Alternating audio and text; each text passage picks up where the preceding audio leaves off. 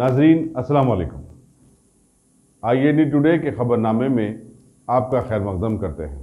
आइए बढ़ते हैं तफसीलात की तरफ। अगर आपने हमारे चैनल को सब्सक्राइब नहीं किया है तो आपको यहाँ सब्सक्राइब बटन दिख रहा है, उसे क्लिक करिए और सब्सक्राइब कीजिए और साथ ही साथ बेल आइकॉन को भी क्लिक करिएगा जिससे कि आपको ताज़ा अपडेट मिलते रहें। यूनाइटेड मुस्लिम एक्शन कमेटी ने शहरियान हैदराबाद से अपील की है कि वो 10 जनवरी जुमे को ईदगाह मीरालम ताज शास्त्रीपुरम ग्राउंड निकाले जाने वाली तिरंगा रैली में ज़्यादा से ज़्यादा तादाद में शिरकत करते हुए उसे कामयाब बनाएं। दारुस्सलाम में एक प्रेस कॉन्फ्रेंस से खिताब करते हुए सदर मजलिस और रुकन पार्लियामेंट बैरिस्टर असदुद्दीन अवैसी और एक्शन कमेटी के कायदीन ने कहा कि CAA, NRC और NPR के खिलाफ ये सबसे बड़ा एहतजाज होगा। उन्होंने कहा कि फस्ताई ताकतों को जवाब देने का ये सबसे ज़्यादा अच्छा तरीका होगा कि हम दस्तूर की बालादस्ती के लिए जद्दोजहद करें। उन्होंने कहा कि ये रैली पुरअमन रहेगी, शुरा के हाथ में कौमी तिरंगा होगा। प्रेस कॉन्फ्रेंस में एक्शन कमेटी के कायदीन रहीमुद्दीन अंसारी, मुनीरुद्दीन मुख्तार, हामिद मोहम्मद खान, मौलाना मुर्तज़ा पाशा, मसूद हुसैन मुश्तहदी, निसार हैदर आगा, मुफ्ती गियासुद्दीन और दूसरे भी शरीक थे।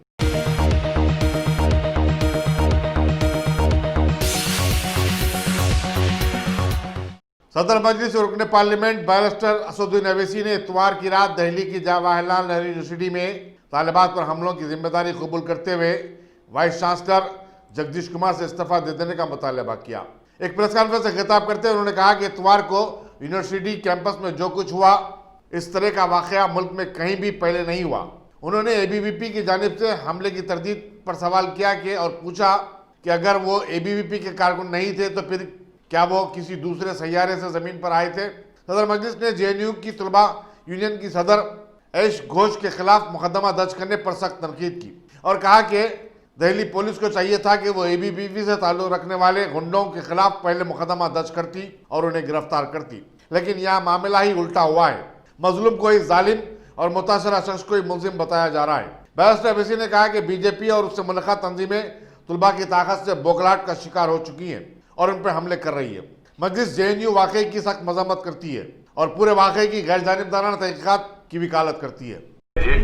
सुनिए, जितना JNU में हुआ है ना, जो JNU में हुआ है वो इंसानों ने नहीं किया, बल्कि प्लैनेट मार्स और वीनस से लोग स्पेसशिप में लैंड किए।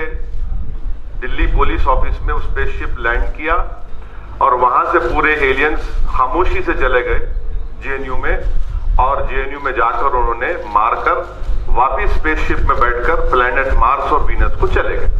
बस यही, दूसरा कोई नहीं किया। कौन कर सकता है? हाँ, नहीं हिंदू आप देखिए, पहले तो ऑनेस्ट डिसीजन ये होना चाहिए था कि जो लोग बुज़दिली और से अपने चेहरे को ढांककर यूनिवर्सिटी में कैसा घुसे, वो ट्रेसपासिंग का ऑफेंस है।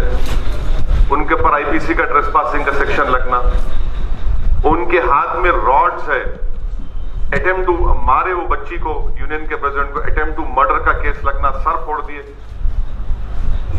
प्रॉपर्टी डैमेज करे यूनिवर्सिटी की।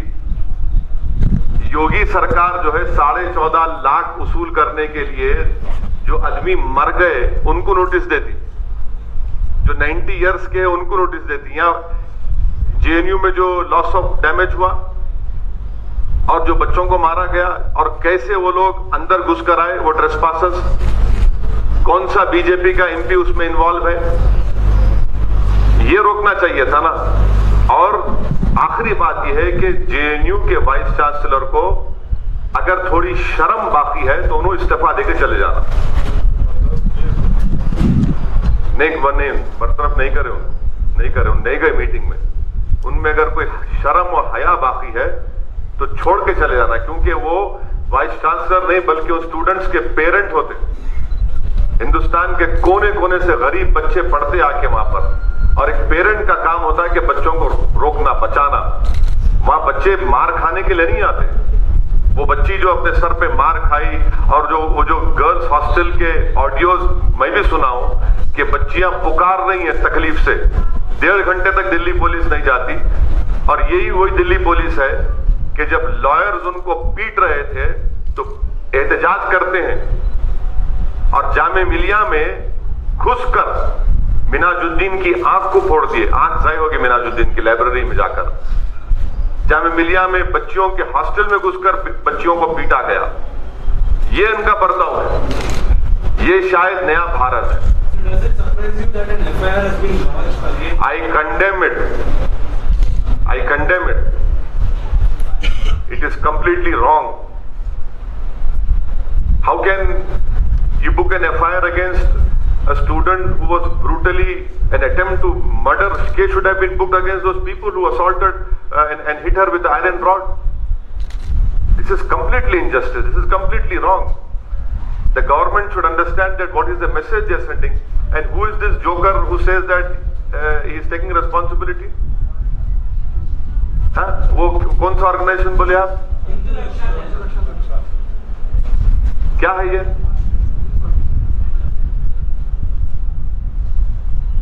हो गया? थैंक यू सर, शुक्रिया, बहुत शुक्रिया। जो हुमायूं चंद की टाइमिंग बताएंगे आपको, जरा थोड़ा वाइड पब्लिसिटी दीजिए इसको।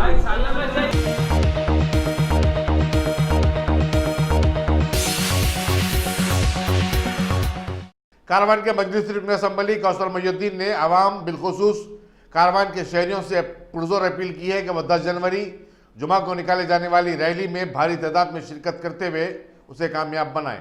अपने एक बयान में कौसर मोहिउद्दीन ने कहा कि एनआरसी के खिलाफ ये अपनी नौयत का सबसे बड़ा और पुरअमन एहतजाज होगा। उन्होंने कहा कि जो लोग ईदगाह मीरालम नहीं पहुंच सकते वो अपने घरों की करीबी मसाजिद या फिर आरामगढ़ के पास मस्जिद में नमाज अदा करते हुए रैली में शामिल हो सकते हैं। मजलिस रुकन असम्बली ने कहा कि इस रैली में मुसलमानों के अलावा सेकुलर और जमहूरियत पसंद आवाम की बड़ी तादाद भी शरीक होगी।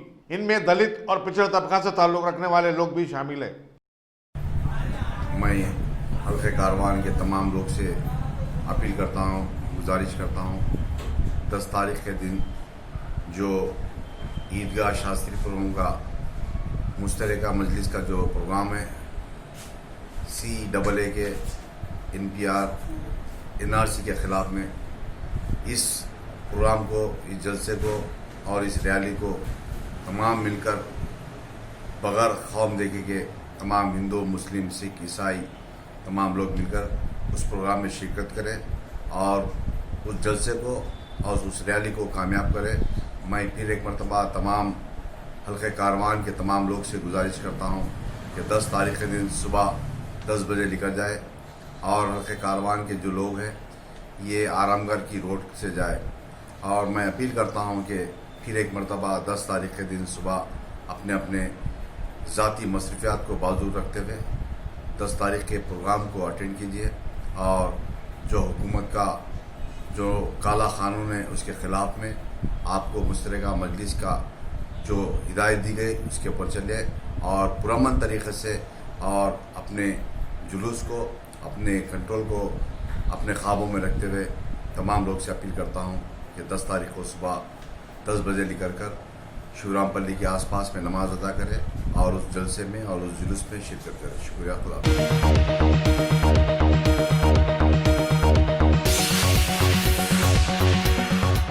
गाजी kidney centre and multi specialty hospital, गुर्दे और बवासीर के इलाज का 40 साल मशहूर हॉस्पिटल, जहां हजारों पेशेंट्स क्योर हो चुके हैं। Doctor Hussaini international national award winner और दूसरे डॉक्टर्स और लेडी डॉक्टर्स की जेर खिदमत गुर्दे के तमाम अमराज का मुकम्मल ट्रीटमेंट किया जा रहा है। गुर्दे फेल हो चुके हों, डायलिसिस करवा रहे हों, याद रखिए डायलिसिस कोई इलाज नहीं, इससे 1% भी गुर्दे रिकवर नहीं होते। हाँ, डायलिसिस टेम्पररी रिलीफ दे सकता है, लेकिन हमारे ट्रीटमेंट से गुर्दे फिर से फंक्शन में आ सकते हैं। गुर्दे श्रिंक हो गए हों या सिस्ट हो, गुर्दे की पथरी हो, कैसी भी गुर्दे की तकलीफ हो या पाइल्स यानी बवासीर, चाहे ब्लीडिंग हो या कोम, बगैर ऑपरेशन मुकम्मल क्योर ट्रीटमेंट का एक ही centre, Ghazi kidney centre, DLRL main road, opposite Vikas high school, Chandrayan Gutta, Hyderabad. Cell 9966930824 या 9391326261।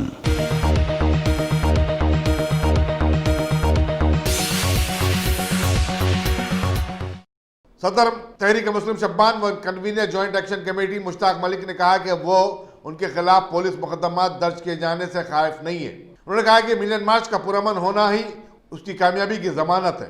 उन्होंने कहा कि जिन दीगर अफराद के खिलाफ भी मुकदमा दर्ज किए गए हैं उन्हें घबराने की कोई जरूरत नहीं है। हम कानूनी तौर पर इसका मुकाबला करेंगे। हमारे पास बेहतरीन वकला की टीम है जो भरपूर कानूनी मदद फराहम करेगी और अदालत से इंसाफ हासिल करेगी।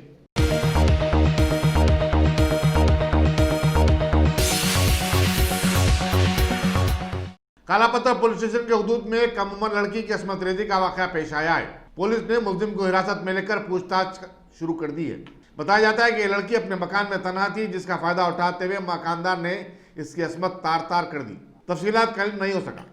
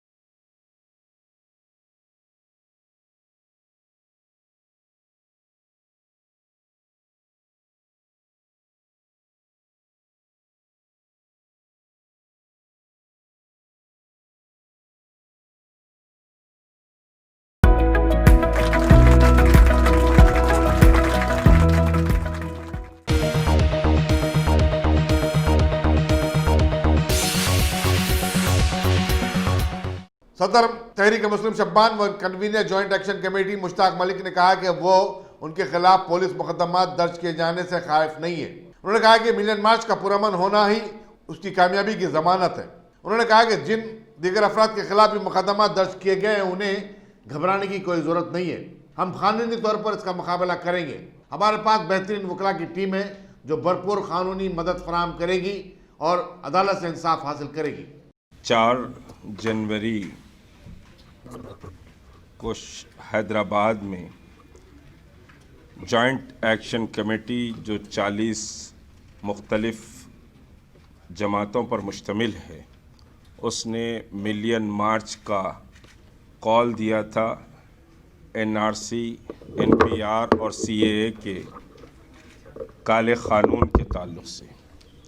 हम शुक्रगुज़ार हैं सबसे पहले सिटी पुलिस के सिटी पुलिस ने हमें मिलियन मार्च को करने की इजाज़त दी, नंबर 1। नंबर 2, उन तमाम ऑर्गेनाइजेशंस जो वॉलेंट्री तौर पर मार्केट्स को बंद किए, मुख्तलिफ मार्केट ऑर्गेनाइजेशंस, एसोसिएशंस, इस private school federations, medical organisations और दूसरे जितने भी इस मिलियन मार्च को सपोर्ट किए हैं, उन सब का जॉइंट एक्शन कमेटी शुक्रिया अदा करती है और उन तमाम लोगों का भी शुक्रिया अदा करती है, बूढ़ों का, जवानों का, औरतों का, बच्चों का और उन हैंडीकैप्स का जो समझिए कि बड़ी मुश्किलों से अपने घर से निकलकर मिलियन मार्च में शिरकत किए हैं। बाज़ ऐसे लोग भी मिलियन मार्च में शिरकत किए जो ऑक्सीजन मास्क पर पहने लगाए हुए थे, लेकिन मिलियन मार्च में उन लोगों ने शिरकत की। उन सब का हम शुक्रिया अदा करते हैं। नंबर 2 ये कि सिटी पुलिस ने, जहां हम सिटी पुलिस का शुक्रिया अदा कर रहे हैं कि उन्होंने परमिशन दिया, वहीं अफसोस की बात है कि ये तारीख़ी मिलियन मार्च था जिसमें लोग पीसफुल पूरे तेलंगाना से मार्च करते हुए हैदराबाद पहुँचे और फिर जो स्पेसिफिक टाइम हमको दिया गया था 5 बजे का, 10 बजे हमने 10 मिनट पहले नेशनल एंथम पर अपने प्रोग्राम को ख़त्म किया। हमने 5 मिनट भी इजाफा नहीं लिया, बल्कि वक्त से पहले हमने अपने प्रोग्राम को ख़त्म किया नेशनल एंथम पर। और ये तारीख़ का एक मुनफरिद समझिए कि वाक़या है, और तमाम शुरका को मैं सलाम करता हूँ कि वो अपने घरों से निकलकर इस मिलियन मार्च में आए और उसके बाद इंतहाई पीसफुल अपने अपने डेस्टिनेशन को, अपने घरों को पहुँचे। एक छोटा इंसिडेंट भी रिपोर्ट नहीं हुआ, लेकिन उसके बावजूद पुलिस, हैदराबाद सिटी पुलिस ने आज की तारीख़ तक, अब तक मुझे जो इत्तला मिली है कि 25 केसेस हैदराबाद सिटी पुलिस ने मुझ पर और जैक के ज़िम्मेदारों पर और मुख्तलिफ़ इलाक़ों के हमारे ऑर्गेनाइज़र्स पर फाइल किए। 25 केसेस अब तक के फाइल किए गए। मैं ये समझिए कि पुलिस कमिश्नर को बता देना चाहता हूँ कि हम डरने और घबराने वाले नहीं हैं। हम आपके मुकद्दमात से झुकने और डरने वाले नहीं हैं। हम हालात का मुकाबला करेंगे, और ये जो केसेस डाले गए हैं, इससे पूरे हिंदुस्तान में शहर हैदराबाद की पुलिस की बदनामी हुई है, क्योंकि सारे हिंदुस्तान में ही नहीं, पूरी दुनिया में ये मैसेज गया है कि मिलियन मार्च अपने आप में एक हिस्टोरिकल मार्च था, और लाखों की तादाद में लोग जमा होने के बाद भी सिंगल इंसिडेंट रिपोर्ट नहीं हुआ। पीसफुल लोग आए और पीसफुल चले गए। उसके बाद पुलिस अगर समझिए कि 25 केसेस फाइल करती है, तो यह हैदराबाद सिटी पुलिस की बदनामी का बास है। हैदराबाद सिटी पुलिस की बदनामी का बास है।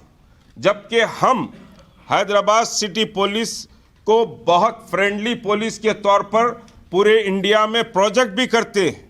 जहां हम जाते हैं वहां हम अपनी पुलिस को समझिए कि फ्रेंडली पुलिस के तौर पर पेश भी करते हैं कि हैदराबाद की पुलिस का ये रोल है, ये कॉन्टैक्ट है।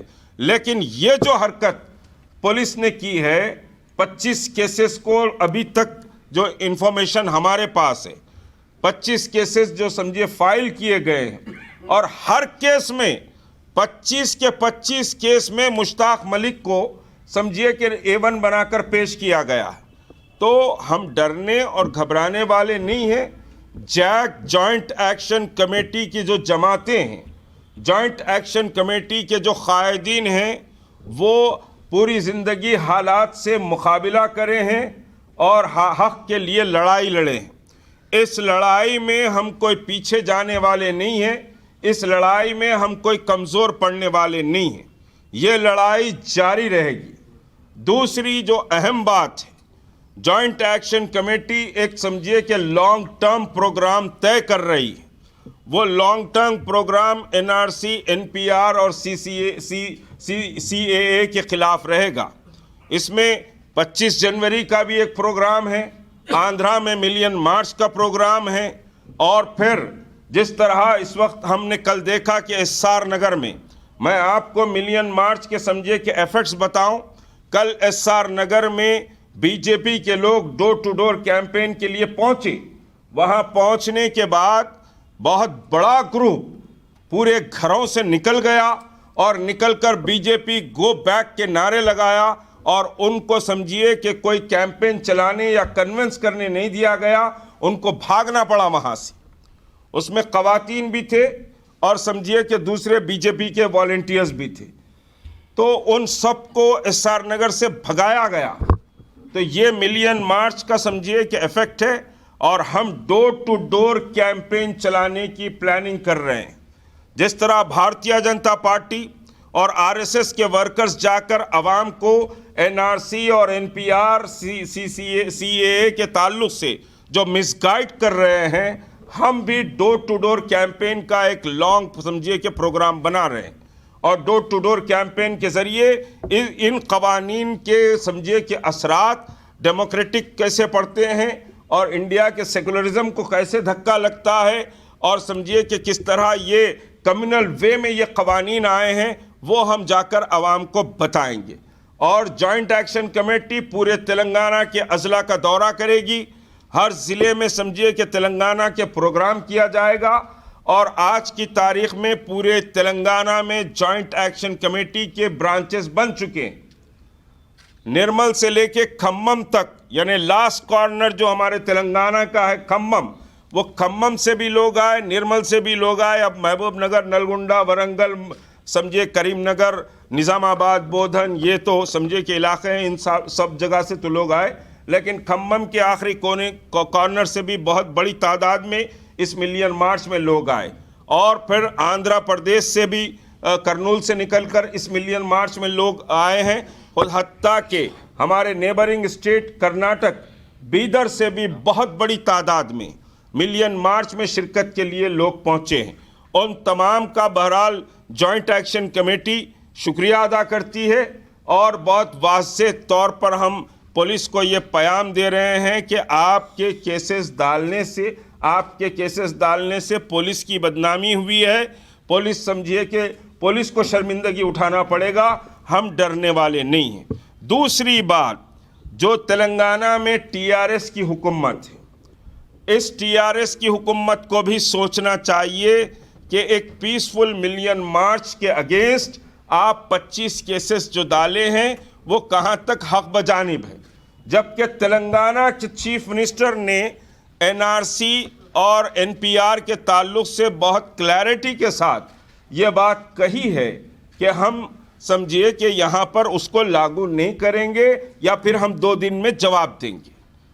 लागू नहीं करेंगे एनआरसी को किसी मरहले पर, ऐसी सतही तौर पर ऑफिशियल नहीं था। चीफ मिनिस्टर ने कहा, होम मिनिस्टर साहब ने भी बयान दिया। होम मिनिस्टर साहब बयान देते हैं तो उसको कितना सीरियस लेना चाहिए, नहीं लेना चाहिए, I don't want to say anything, मगर ये कि हम चीफ मिनिस्टर से समझिए कि रिक्वेस्ट कर रहे हैं कि वो इस पर अपना स्टैंड क्लियर करें। सेकंड थिंग ये कि एनआरसी और एनपीआर के मसले पर हम चीफ मिनिस्टर से टाइम मांग रहे हैं कि आप हमको 2 दिन में समझिए कि टाइम दीजिए। जॉइंट एक्शन कमेटी की 40 जमातें एनआरसी और एनपीआर के ताल्लुक से बहुत क्लैरिटी के साथ आपके स्टैंड को सुनना चाहती है, यानी आपको प्रेस को ब्रीफ करना पड़ेगा। बंद कमरे में हमको बोलने से या डिनर और लंच खिलाने से कुछ नहीं होगा। हम आपके पास समझिए कि सिर्फ बात करने आ रहे हैं, कुछ खाने पीने नहीं आना चाह रहे हैं। तो आप समझिए कि आपसे टाइम मांगने के लिए आज ही हमारा लेटर चले जाएगा। चीफ मिनिस्टर को समझिए कि आप 2 दिन के अंदर हमको टाइम दीजिए, और चीफ मिनिस्टर प्रेस कॉन्फ्रेंस करके अपने स्टैंड को क्लियर करना चाहिए। जॉइंट एक्शन कमेटी का ये स्टैंड है कि बंद कमरे में बात न हो, चीफ मिनिस्टर प्रेस कॉन्फ्रेंस के ज़रिए स्टेट के समझिए कि साहब स्टैंड को क्लियर करें। नंबर 1, अगर चीफ मिनिस्टर का स्टैंड क्लियर नहीं आता है तो फिर हम भी चीफ मिनिस्टर के खिलाफ लोगों को समझिए आगाह करेंगे, चीफ मिनिस्टर की पॉलिसी के ताल्लुक से समझाएंगे, क्योंकि ये मसला कोई कम्युनिटी का मसला नहीं है। मुसलमानों का मसला समझकर वोट बैंक पॉलिसी के ताल्लुक से अगर सोचा जा रहा है तो वो बिल्कुल गलत सोचा जा रहा है। ये मसला मुल्क के डेमोक्रेटिक वैल्यूज़ को बचाने और कॉन्स्टिट्यूशन को समझिए कि साहब कॉन्स्टिट्यूशन के सेफगार्ड का मसला है। तो इस मसले पर हिंदू और मुसलमान या वोट बैंक की पॉलिसी से ऊपर उठकर मुल्क को बचाने के लिए जिस तरह मुल्क के बेशतर चीफ मिनिस्टर्स ने ऐलान भी किया, प्रोटेस्ट में समझिए शिरकत भी की, मिलियन मार्च में चीफ मिनिस्टर को मिलियन मार्च को लीड करने के लिए मैंने इनविटेशन भिजाया था, लेकिन अफसोस है अब चीफ मिनिस्टर का सेक्रेटेरिएट कैसे काम करता वो क्या है नहीं मालूम, हमको उसका कोई जवाब ताहाल नहीं आया। लेकिन उसके बावजूद हम चाहते हैं कि चीफ मिनिस्टर इस मामले में कन्विंस हो। हम किसी से इस इशू पे कन्फ्रंटेशन नहीं चाहते, किसी से हम लड़ाई या झगड़ा इस इशू पे नहीं चाहते। हम चाहते हैं कि उसूल की बुनियाद पर हमारी हिमायत सब लोग करें तमाम फोर्सेस हमारी हिमायत करें, बीजेपी को मुल्क में इक्कावतना कर दिया जाए। ये हमारी कोशिश है कि आरएसएस और बीजेपी जो फैशिस्ट फोर्सेस है उनको इक्कावतना कर दिया जाए। ये हमारी कोशिश है। इस कोशिश के तौर पर joint action committee chief minister से मुलाकात के लिए अपॉइंटमेंट पूछ रही है। अब हम उम्मीद करते हैं कि वो समझिए कि 2 दिन में हमको जवाब दे देंगे। अब नहीं देते हैं तो हमारी अपनी जो पॉलिसी होगी वो पॉलिसी पर हम अमल करेंगे। तो बहरहाल एक लॉन्ग टर्म प्रोग्राम समझिए कि जॉइंट एक्शन कमेटी का है। ये कोई एक रैली, 1 मिलियन मार्च पर यह बात ख़त्म नहीं होगी। ये जिद्दोजहद बड़ी लंबी जिद्दोजहद है और इस जिद्दोजहद में समझिए आप सबका जो ताउन, मिलियन मार्च के लिए प्रेस का जो ताउन रहा, इलेक्ट्रॉनिक मीडिया का जो ताउन रहा, उन सब का मैं शुक्रिया अदा करता हूँ। तो ये मिलियन मार्च की बात रही। दूसरी जो अहम बात कि जेएनयू पे जिस तरह एबीवीपी और आरएसएस के गुंडों ने अटैक किया है, ये इंतहाई मुल्क के लिए समझिए बदबख्ती की बात है और मरकज़ी हुकूमत इस पर तमाशा देख रही है। मरकज़ी हुकूमत को चाहिए कि इस पर फौरी समझिए कि एक्शन लिया जाए। जेएनयू पे बर्बरियत का मुजाहरा हुआ, नकाब पहनकर पहली चीज़ तो यूनिवर्सिटी में आरएसएस और एबीवीपी के गुंडे कैसे दाखिल हुए, यह सबसे बड़ा सवाल है कि नकाब पोश एक बड़ी तादाद में कैसे दाखिल हुए, यह सबसे बड़ा क्वेश्चन है। तो इसके माने ये हैं कि आप दहशतगर्दी के उन्वान पर, आप गुंडागर्दी के उन्वान पर लोगों की बात को दबाना चाहते हैं, तो यह बात नहीं दबेगी। मुल्क तूफान में समझिए कि इस वक्त तूफान उठेगा और भारतीय जनता पार्टी और आरएसएस का सफाया हो जाएगा। अगर आरएसएस भारतीय जनता पार्टी ये समझती है कि अपने कारसेवकों और वॉलंटियर्स के जरिए गुंडागर्दी करके इस मुल्क पे राज किया जा सकता है, तो ये उसकी गलतफहमी है। हम शदीद मजम्मत करते हैं जेएनयू की। उसी तरह अलीगढ़ मुस्लिम यूनिवर्सिटी में भी बर्बरियत का मुजाहरा किया गया, जामे मिल्लिया में भी बर्बरियत का मुजाहरा किया गया और उसके ताल्लुक से हुकूमत खामोश है। और अफसोस की बात है कि एक इंतहाई बेशरम हुकूमत इस वक्त हिंदुस्तान पर हुकूमत कर रही है। इंतहाई बेशरम हुकूमत। सारा मुल्क समझिए कि कह रहा है कि यह बात गलत है, लेकिन होम मिनिस्टर और प्राइम मिनिस्टर अपनी बेशर्मी का मुजाहरा कर रहे हैं। दरअसल ये बेशर्मी नहीं है, यह उनका फैशिज़म है। ये समझिए कि उनके दहशतगर्दी का मसला है और उनका अपना खुफिया हिडन एजेंडे का मसला है। इस पर वो इस वजह से रिएक्ट नहीं कर रहे क्योंकि मुल्क से उनको मोहब्बत नहीं है, क्योंकि मुल्क की आज़ादी के लिए इन्होंने कोई क़ुरबानियाँ नहीं दी। आज़ादी के लिए हमने क़ुरबानियाँ दी हैं।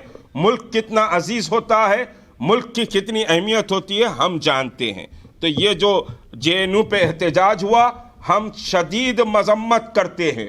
और यूपी में भी इस वक्त जो बर्बरियत का मुजाहरा योगी हुकूमत में किया जा रहा है, दरवाज़ों को तोड़कर ख़वातीन पर हमले किए जा रहे हैं, बूढ़ों को मारा जा रहा है, पुलिस केसेस बुक किए जा रहे हैं, उसकी भी हम शदीद मजम्मत करते हैं। और समझिए कि ये गुंडागर्दी को हम बर्दाश्त नहीं करेंगे। हैदराबाद ने अपनी गीरत का सबूत दिया, दुनिया में हैदराबाद और तेलंगाना के नाम को रोशन किया।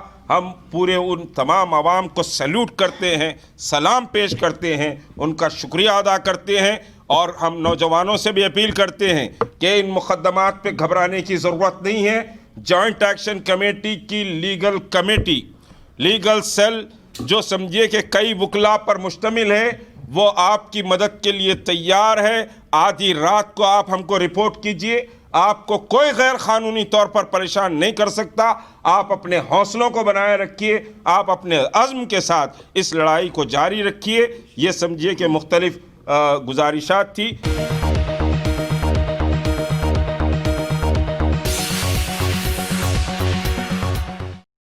Top selection computers. अगर आप टेक्नोलॉजी के दौर में रहते हुए टेक्नोलॉजी से दूर हैं तो सोचिए मत, आइए एक बार खिदमत का मौका दीजिए। हमारे यहाँ branded computers Dell, HP, Lenovo, laptop accessories उम्दा क्वालिटी निहायत ही वाजिबी दाम पर दस्तयाब है।